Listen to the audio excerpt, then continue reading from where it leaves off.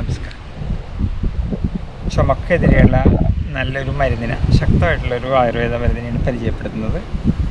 ഇതിൽ ഉള്ള മരുന്നുകൾ താലീസപത്രം, കുരുമുളക്, തിപ്പലി, കൂവപ്പൊടി, ഏലം, കറുകപ്പട്ട, കൽക്കണ്ടം, തേ.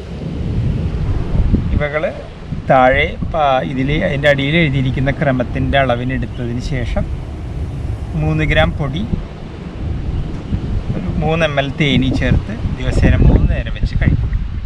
കടുത്ത ചുമ, കഫക്കെട്ട്, കുറുങ്ങലിനെല്ലാം നല്ല ആശ്വാസം കിട്ടും.